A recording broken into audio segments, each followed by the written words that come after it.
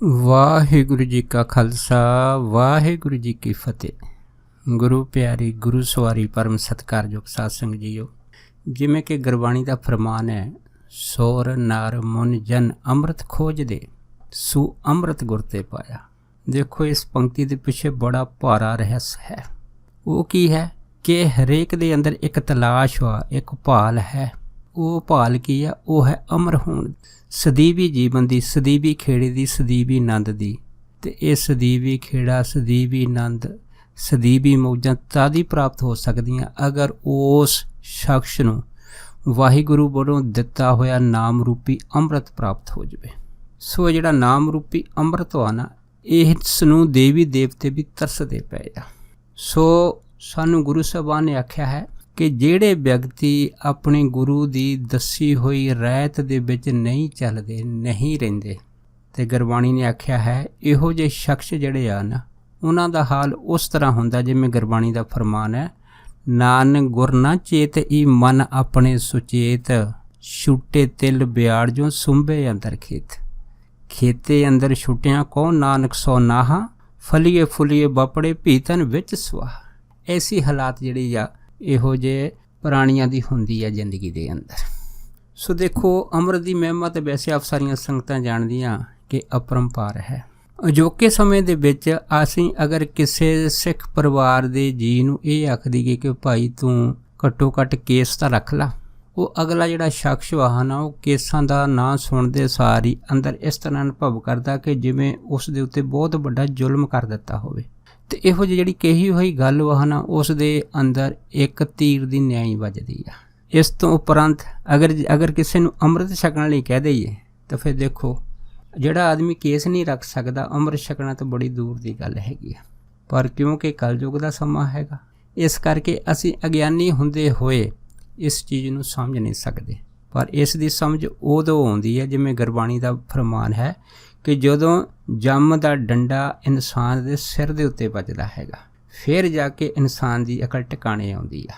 ਸੋ ਅੱਜ ਦਾਸ scene of after death ਦੇ ਤਹਿਤ ਆਪ ਜੀ ਦੇ ਨਾਲ ਇਸ ਵਿਚਾਰ ਨੂੰ ਸਾਂਝਾ ਕਰਦਾ ਕਿ ਕਿਵੇਂ ਇੱਕ ਪ੍ਰਾਣੀ ਦਾ ਜਿਸ ਦੇ ਅੰਦਰ ਛਕਣ ਦੀ ਇੱਛਾ ਸੀਗੀ, ਉਸ ਨੂੰ ਮੌਤ ਤੋਂ ਬਾਅਦ ਇਹ ਇੱਛਾ ਕਿਵੇਂ ਉਹਦੇ ਜੀਵਨ ਦੇ ਵਿੱਚ ਪੂਰੀ ਹੋਈ, ਇਹਦੀ ਇੱਕ ਘਟਨਾ ਦਾ ਜ਼ਿਕਰ ਦਾਸ ਆਪ ਸਾਰੀਆਂ ਸੰਗਤਾਂ ਨਾਲ ਸਾਂਝਾ ਕਰਦਾ ਹੈਗਾ।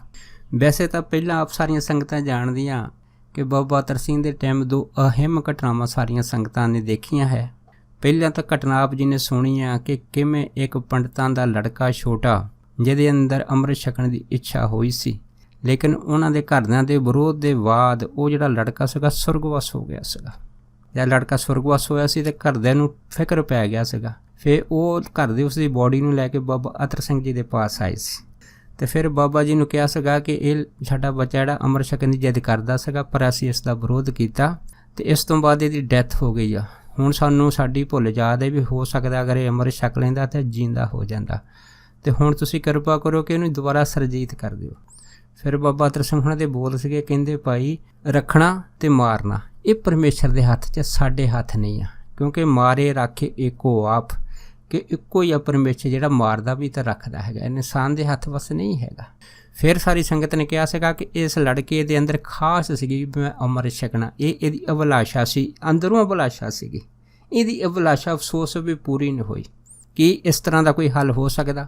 ਫਿਰ ਦੇਖੋ, ਬਾਬਾ ਅਤਰ ਸਿੰਘ ਹੁਣਾਂ ਨੇ 14 ਲੱਖ ਪ੍ਰਾਣੀਆਂ ਨੂੰ ਅੰਮ੍ਰਿਤ ਛਕਾਇਆ, ਪਰ ਦੇਖੋ ਉਹ ਜਿਹੜਾ ਲੜਕਾ ਮ੍ਰਿਤਕ ਸੀਗਾ ਨਾ ਪੰਡਤਾਂ ਦਾ, ਉਸ ਲੜਕੇ ਮ੍ਰਿਤਨ ਨੂੰ ਇਤਿਹਾਸ ਦੇ ਵਿੱਚ ਪਹਿਲੀ ਵਾਰ ਅੰਮ੍ਰਿਤ ਛਕਾਇਆ ਗਿਆ ਸੀ।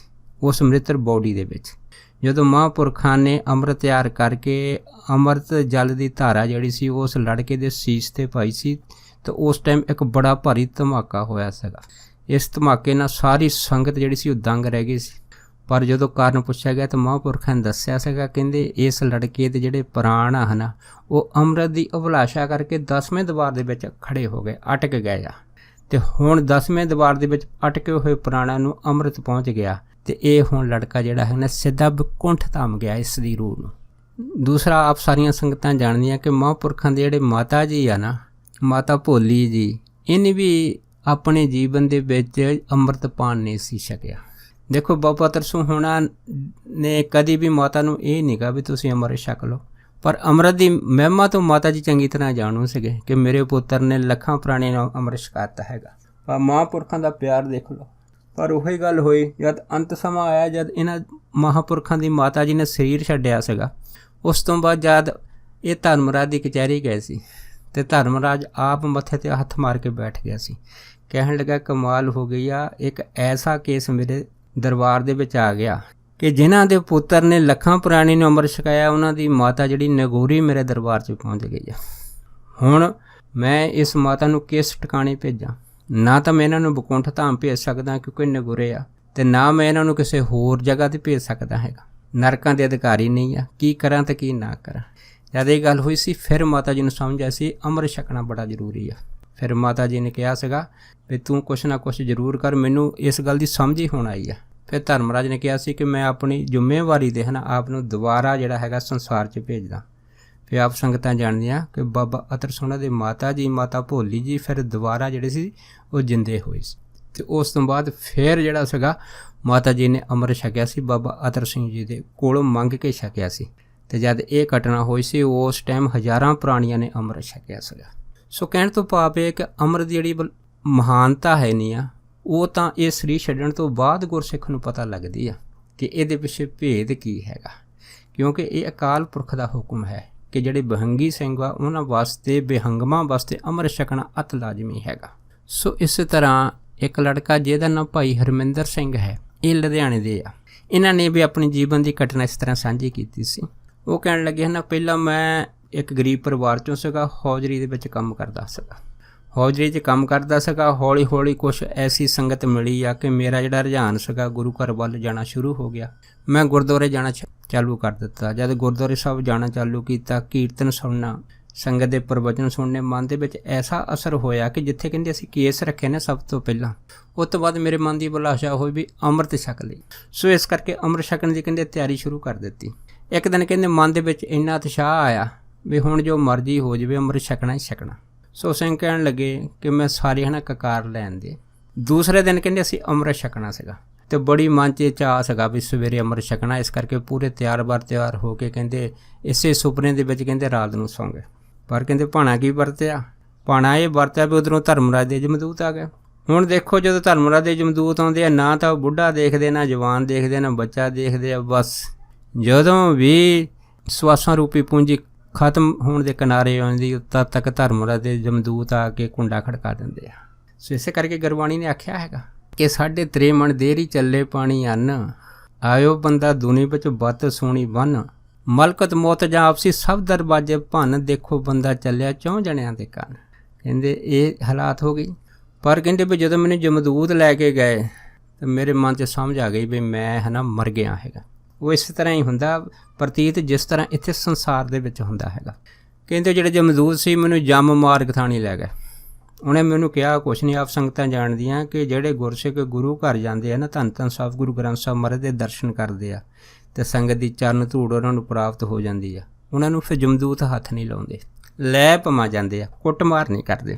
ਕਹਿੰਦੇ ਜਿਹੜੇ ਜਮਦੂਤ ਸੀ 2 ਜਾਣੇ ਮੈਨੂੰ ਜਮਦੂਤ ਉਹ ਜਮ ਮਾਰਗ ਥਾਣੀ ਲੈ ਕੇ ਜਾਣ ਅਤੇ ਮੈਂ ਤੁਰੀ ਜਾਵਾਂ ਨਾਲ ਚੁੱਪ ਚਪੀਤਾ। ਜਦੋਂ ਤੁਰੀ ਜਾਵਾਂ ਤਾਂ ਕਹਿੰਦੇ ਮੈਂ ਕੀ ਦੇਖਿਆ ਕਿ ਉਸ ਜਮ ਮਾਰਗ ਦਾ ਜਿਹੜਾ ਦ੍ਰਿਸ਼ ਸੀ ਸਾਰਾ ਹੀ ਕਹਿੰਦੇ ਖੁੱਲ੍ਹ ਗਿਆ।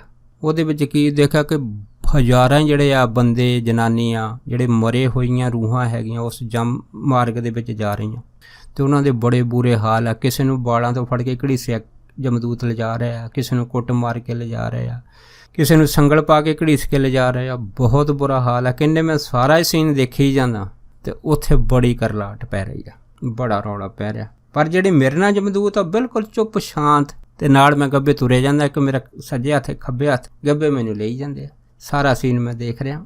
ਉਸ ਤੋਂ ਬਾਅਦ ਸੱਜਣ ਕਹਿਣ ਲੱਗੇ ਕਿ ਮੈਂ ਜਮ ਮਾਰਗ ਜਾਂਦਾ ਜਦ ਧਰਮਰਾਜ ਦੀ ਕਚਹਿਰੀ ਪਹੁੰਚ ਗਿਆ ਤਾਂ ਉਹਨਾਂ ਨੇ ਮੈਨੂੰ ਧਰਮਰਾਜ ਦੇ ਪੇਸ਼ ਕਰ ਦਿੱਤਾ। ਕਹਿਣ ਲੱਗੇ ਲਓ ਜੀ ਆ ਜਿਹੜਾ ਅਸੀਂ ਲੈ ਕੇ ਆਪ ਜੀ ਦਾ ਪੇਸ਼ ਕਰ ਦਿੱਤਾ ਬੰਦਾ। ਕਹਿੰਦੇ ਜਦੋਂ ਧਰਮਰਾਜ ਨੂੰ ਮੈਂ ਦੇਖਿਆ ਅਤੇ ਕਹਿੰਦੇ ਮੇਰੇ ਮੂੰਹੋਂ ਧਰਮਰਾਜ ਦੇ ਪ੍ਰਤੀ ਨਿਕਲਿਆ। ਮੈਂ ਕਿਹਾ ਜੀ ਠੀਕ ਆ, ਮੈਂ ਆ ਤਾਂ ਗਿਆ ਹੈਗਾ, ਪਰ ਮੇਰੀ ਇੱਕ ਇੱਛਾ ਸੀਗੀ। ਜਦ ਇੱਛਾ ਸੀ ਕਹਿੰਦੇ ਧਰਮਰਾਜ ਕਹਿੰਦਾ ਵੀ ਕੀ ਇੱਛਾ ਸੀਗੀ? ਕਹਿੰਦੇ ਮੈਂ ਤੁਹਾਨੂੰ ਇੱਛਾ ਦੱਸੂੰਗਾ ਅਤੇ ਤੁਸੀਂ ਵੀ ਸੁਣ ਕੇ ਇਸ 'ਤੇ ਜ਼ਰੂਰ ਗੌਰ ਵਿਚਾਰ ਕਰੋ। ਕਹਿੰਦੇ ਮੈਂ ਕਿਹਾ ਕੀ ਇੱਛਾ ਹੈਗੀ? ਕਹਿੰਦੇ ਵੀ ਮੇਰੀ ਇਹ ਇੱਛਾ ਸੀਗੀ ਵੀ ਮੈਂ ਅੰਮ੍ਰਿਤ ਛਕਣਾ ਹੈਗਾ। ਇਹ ਅੰਦਰ ਮੇਰੇ ਅਭਿਲਾਸ਼ਾ ਸੀਗੀ, ਮੈਂ ਪੂਰੀ ਤਿਆਰੀ ਕਰ ਲਈ 5 ਕਕਾਰ ਵੀ ਲੈਣ ਦੇ, ਪਰ ਇੱਛਾ ਮੇਰੀ ਹੈ ਨਾ ਇਹ ਧਰੀ ਦੀ ਧਰਾਈ ਰਹਿ ਗਈ। ਜਦ ਕਹਿੰਦੇ ਮੈਂ ਇਹ ਵਿਚਾਰ ਧਰਮਰਾਜ ਨੂੰ ਦੱਸੇ ਸੀ ਕਿ ਧਰਮਰਾਜ ਦੀ ਕਚਹਿਰੀ ਦੇ ਵਿੱਚ ਹੀ ਕਹਿੰਦੇ ਧਰਮਰਾਜ ਨੇ ਬੜੇ ਗੌਰ ਨਾਲ ਮੇਰੇ ਵੱਲ ਤੱਕਿਆ ਸੀ ਅਤੇ ਮੈਨੂੰ ਕਹਿਣ ਲੱਗਾ ਵੀ ਗੱਲ ਤਾਂ ਤੇਰੀ ਠੀਕ ਆ, ਪਰ ਗੱਲ ਇਹ ਵੀ ਤੂੰ ਇਸ ਕੰਮ ਦੇ ਵਿੱਚ ਬੜੀ ਦੇਰ ਕਰ ਦਿੱਤੀ ਆ। ਦੂਸਰੀ ਗੱਲ ਵੀ ਤੇਰੇ 100 ਰੁਪਏ ਪੂੰਜੀ ਖਤਮ ਹੋ ਗਈ ਆ, ਇਸ ਕਰਕੇ 13 ਨੰਬਰ ਆਇਆ ਸੀਗਾ, ਇਸ ਕਰਕੇ ਭਾਈ ਤੈਨੂੰ ਅਸੀਂ ਆਪਣੇ ਕੋਲ ਬੁਲਾ ਲਿਆ ਹੈਗਾ। ਜਦ ਇੰਨੀ ਗੱਲ ਹੋਈ ਤਾਂ ਕਹਿੰਦੇ ਵੀ ਮੈਂ ਫਿਰ ਧਰਮਰਾਜ ਨੂੰ ਆਖਿਆ, ਮੈਂ ਕਿਹਾ ਉਹ ਗੱਲ ਠੀਕ ਹੈਗੀ ਆ, ਪਰ ਮੇਰੀ ਅਭਿਲਾਸ਼ਾ ਦਾ ਵਿੱਚ ਦੱਬੀ ਗਈ ਨਾ ਅੰਮ੍ਰਿਤ ਛਕਣ ਦੀ। ਕਾਸ਼ ਜੇ ਮੈਂ ਅੱਜ ਅੰਮ੍ਰਿਤ ਛਕਿਆ ਹੁੰਦਾ ਅਤੇ ਮੇਰੀ ਅਭਿਲਾਸ਼ਾ ਪੂਰੀ ਹੋ ਜਾਂਦੀ, ਫਿਰ ਜੋ ਮਰਜ਼ੀ ਹੋ ਜਾਂਦਾ। ਕਹਿੰਦੇ ਮੈਂ ਜਦ ਫਿਰ ਆਪਣੇ ਅੰਦਰੋਂ ਠੰਡਾ ਹੋਕਾ ਭਰਿਆ ਅਤੇ ਧਰਮਰਾਜ ਨੂੰ ਕਹਿੰਦੇ ਜਦ ਮੈਂ ਇਹ ਗੱਲ ਫਿਰ ਦੁਬਾਰਾ ਕੀਤੀ, ਕਹਿੰਦੇ ਉਸ ਤੋਂ ਬਾਅਦ ਪਤਾ ਨਹੀਂ ਕੀ ਹੋਇਆ, ਧਰਮਰਾਜ ਦੀ ਕਚਹਿਰੀ ਦੇ ਅੰਦਰ ਜਿੰਨੇ ਵੀ ਜਮਦੂਤ ਖੜੇ ਸੀ, ਚਤਰਗੁਪਤ ਧਰਮਰਾਜ, ਕਹਿੰਦੇ ਉੱਥੇ ਇੱਕ ਅਜੀਬ ਤਰ੍ਹਾਂ ਦਾ ਸਨਾਟਾ ਛਾ ਗਿਆ। ਅਤੇ ਕਹਿੰਦੇ ਮੈਂ ਇਸ ਤਰ੍ਹਾਂ ਪ੍ਰਤੀਤ ਕੀਤਾ ਕਿ ਜਿਵੇਂ ਸਾਰੇ ਜਿੰਨੇ ਧਰਮਰਾਜ ਦੇ ਅੰਦਰ ਕਰਮਚਾਰੀ ਹਨ ਸਾਰੇ ਦੇ ਸਾਰੇ ਬੁੱਤ ਬਣ ਗਏ ਹੋਣ। ਕਹਿੰਦੇ ਮੈਂ ਬੜਾ ਹੈਰਾਨ ਹੋਇਆ ਵੀ ਇਹਨਾਂ ਨੂੰ ਕੀ ਹੋਇਆ। ਉਸ ਤੋਂ ਬਾਅਦ ਕਹਿੰਦੇ ਕੀ ਹੋਇਆ, ਅਚਨਚੇਤ ਯਕਦਮ ਧਰਮਰਾਜ ਦੀ ਕਚਹਿਰੀ ਦੇ ਵਿੱਚ ਇੱਕਦਮ ਜਿੰਦਾ ਕਹਿੰਦੇ ਬਿਜਲੀ ਦਾ ਲਸ਼ਕਾਰਾ ਇਸ ਤਰ੍ਹਾਂ ਦਾ ਪ੍ਰਕਾਸ਼ ਹੋਇਆ ਅਤੇ 2 ਕਹਿੰਦੇ ਸ਼ਹੀਦ ਸਿੰਘ ਉਹਦੇ ਵਿੱਚੋਂ ਕਹਿੰਦੇ ਪ੍ਰਗਟ ਹੋ ਗਏ। ਜਦ ਕਹਿੰਦੇ ਉਹ ਦਿਖਾਈ ਦਿੱਤੇ ਤਾਂ ਫਿਰ ਕਹਿੰਦੇ ਧਰਮਰਾਜ ਨੇ ਉੱਠ ਕੇ ਕੁਰਸੀ 'ਤੇ ਉਹਨਾਂ ਸ਼ਹੀਦ ਸਿੰਘਾਂ ਨੂੰ ਨਮਸਕਾਰ ਕੀਤੀ। ਤਾਂ ਫਿਰ ਕਹਿੰਦੇ ਉਹਨੇ ਸ਼ਹੀਦ ਸਿੰਘਾਂ ਨੇ ਕਹਿਤਾ ਕਿ ਇਸ ਨੂੰ ਦੁਬਾਰਾ ਜਿਹੜਾ ਹੈ ਨਾ ਵਾਪਸ ਭੇਜ ਦਿਓ ਧਰਤੀ ਦੇ ਉੱਤੇ।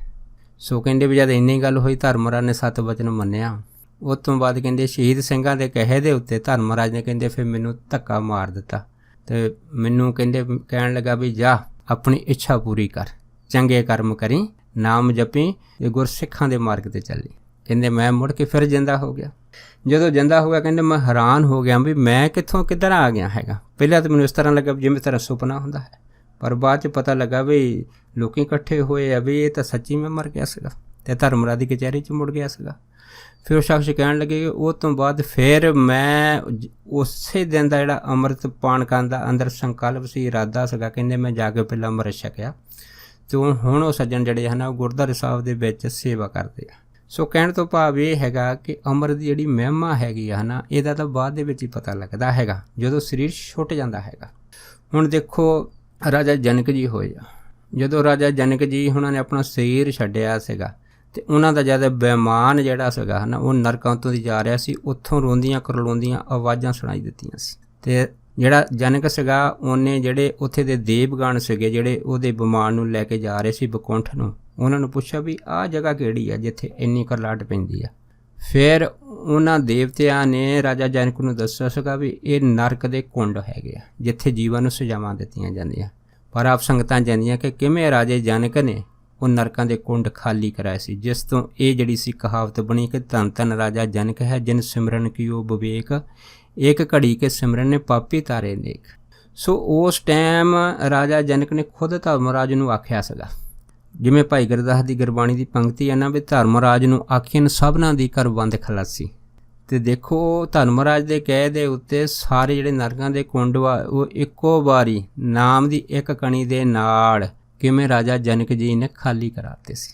ਪਰ ਇੱਥੇ ਅਭਿਲਾਸ਼ਾ ਹੈਗੀ ਆ ਅੰਮ੍ਰਿਤ ਛਕਣ ਦੀ, ਭਾਈ ਸਾਹਿਬ ਭਾਈ ਹਰਮਿੰਦਰ ਸਿੰਘ ਹੋਣਾ ਦੀ, ਅਤੇ ਇਸ ਅਭਿਲਾਸ਼ਾ ਨੇ ਦੇਖੋ ਸੱਚਖੰਡ ਦੇ ਵਿੱਚੋਂ ਸ਼ਹੀਦ ਸਿੰਘ ਜਿਹੜੇ ਸੀ ਧਰਮਰਾਜ ਦੀ ਕਚਹਿਰੀ ਆ ਕੇ ਇਸ ਨੂੰ ਫਿਰ ਦੁਬਾਰਾ ਜੀਵਨ ਦੇ ਗਏ ਆ। ਸੋ ਕਹਿਣ ਤੋਂ ਭਾਵ ਇਹ ਹੈਗਾ ਕਿ ਅੰਮ੍ਰਿਤ ਦੇ ਪਿੱਛੇ ਕੀ ਰਾਜ ਆ, ਕੀ ਭੇਦ ਹੈਗਾ, ਇਹ ਤਾਂ ਉਹੋ ਹੀ ਜਾਣਦਾ ਹੈਗਾ ਜਿਹਦੇ ਨਾਲ ਬੀਤਦੀ ਆ। ਬਾਕੀ ਗੱਲ ਇੱਦਾਂ ਹੈਗੀ ਆ ਕਿ ਨਗੁਰੇ ਕਾ ਹੈ ਨਾਮ ਬੁਰਾ, ਜਿਹੜਾ ਨਗੁਰਾ ਉਹਦਾ ਤਾਂ ਨਾਂ ਹੀ ਬੁਰਾ ਹੈਗਾ ਅਤੇ ਨਗੁਰੇ ਦੇ ਹੱਥੋਂ ਤਾਂ ਕੋਈ ਭੋਜਨ ਵੀ ਨਹੀਂ ਛਕਦਾ। ਇੱਕ ਨਹੀਂ ਅਨੇਕਾਂ ਇਤਿਹਾਸ ਦੀਆਂ ਇਸ ਤਰ੍ਹਾਂ ਦੇ ਪ੍ਰਮਾਣਾਂ ਦੀਆਂ ਘਟਨਾਵਾਂ ਭਰੀਆਂ ਪਈਆਂ ਹੈਗੀਆਂ। ਸੋ ਇਸ ਕਰਕੇ ਭਾਈ ਜ਼ਰੂਰੀ ਹੈਗਾ ਸਭ ਤੋਂ ਪਹਿਲਾਂ ਘੱਟੋ ਘੱਟ ਨਹੀਂ ਤਾਂ ਕੇਸ ਤਾਂ ਰੱਖੀਏ ਹੈ ਨਾ। ਆਮ ਤੌਰ 'ਤੇ ਅਸੀਂ ਦੇਖਦੇ ਹਾਂ ਕਿ ਮਾਂ ਬਾਪ ਜਿਹੜੇ ਆ ਜਦੋਂ ਬਿਰਧ ਹੋ ਜਾਂਦੇ ਅਤੇ ਉਹ ਬਿਰਧ ਬਾਣੇ ਜਾਂ ਆਪਣੇ ਜਿਹੜੇ ਕੀਤੇ ਦੁਨੀਆ ਦੇ ਕੋਈ ਕਰਮ ਆ ਉਹਨਾਂ ਨੂੰ ਛਪਾਉਣ ਲਈ ਉੱਤੇ ਅੰਮ੍ਰਿਤ ਦਾ ਪੜਦਾ ਪਾ ਲੈਂਦੇ ਆ ਵੀ ਅਸੀਂ ਅੰਮ੍ਰਿਤ ਛਕ ਲਿਆ, ਪਰ ਉਹਨਾਂ ਦੇ ਬੱਚੇ ਕੇਸਾਂ ਤੋਂ ਰਹਿਤ ਇਸ ਤਰ੍ਹਾਂ ਤੁਰੇ ਫਿਰਦੇ ਆ। ਸੋ ਕਹਿਣ ਤੋਂ ਭਾਵ ਇਹ ਆ ਕਿ ਅੰਮ੍ਰਿਤ ਜਿਹੜਾ ਹੈਗਾ ਕੋਈ ਇਸ ਤਰ੍ਹਾਂ ਨਹੀਂ ਹੈਗਾ ਜਿਸ ਤਰ੍ਹਾਂ ਦਾ ਅਸੀਂ ਇਸ ਨੂੰ ਸਮਝ ਲਿਆ ਹੈਗਾ। ਇਹਦੇ ਪਿੱਛੇ ਬਹੁਤ ਵੱਡੇ ਭੇਦ ਹੈਗੇ ਆ। ਕਿਉਂ? ਜਿਵੇਂ ਸਾਡੇ ਪੰਜਾਂ ਪਿਆਰਿਆਂ ਨੇ ਪਹਿਲਾਂ ਸਿਰ ਦਿੱਤੇ ਆ, ਫਿਰ ਅੰਮ੍ਰਿਤ ਕਲਗੀਧਰ ਮਹਾਰਾਜ ਦੇ ਹੱਥੋਂ ਪ੍ਰਾਪਤ ਕੀਤਾ ਹੈਗਾ। ਸੋ ਇਸ ਕਰਕੇ ਗੁਰਬਾਣੀ ਨੇ ਆਖਿਆ ਕਿ ਰਕਤ ਬਿੰਦ ਕੀ ਤੂੰਮੜੀ ਹਰ ਹੀਰਨ ਕੀ ਖਾਣ, ਜੇ ਸਿਰ ਦਿੱਤਿਆਂ ਹਰ ਮਿਲੇ ਤੋਂ ਵੀ ਸਸਤਾ ਜਾਣ। ਜੇ ਸਿਰ ਦੇ ਕੇ ਵੀ ਅੰਮ੍ਰਿਤ ਮਿਲਦਾ ਹੈ ਨਾ, ਅਤੇ ਇਹ ਤੋਂ ਸਸਤਾ ਸੌਦਾ ਕੋਈ ਨਹੀਂ ਹੈ। ਸੋ ਦਾਸ ਫਿਰ ਹਲ ਇੰਨੇ ਹੀ ਬਚਨ ਆਪ ਸਾਰੀਆਂ ਸੰਗਤਾਂ ਨਾਲ ਸਾਂਝਾ ਕਰਦਾ ਹੋਇਆ ਖਿਮਾ ਦਾ ਜਾਚਕਵਾ ਜੀ। ਹੋਈਆਂ ਬੇਅੰਤ ਭੁੱਲ ਚੁੱਕਾਂ ਦੀ ਖਿਮਾ ਬਖਸ਼ਣੀ, ਸੋ ਫਤਿਹ ਬੁਲਾਓ। ਵਾਹਿਗੁਰੂ ਜੀ ਕਾ ਖਾਲਸਾ, ਵਾਹਿਗੁਰੂ ਜੀ ਕੀ ਫਤਿਹ।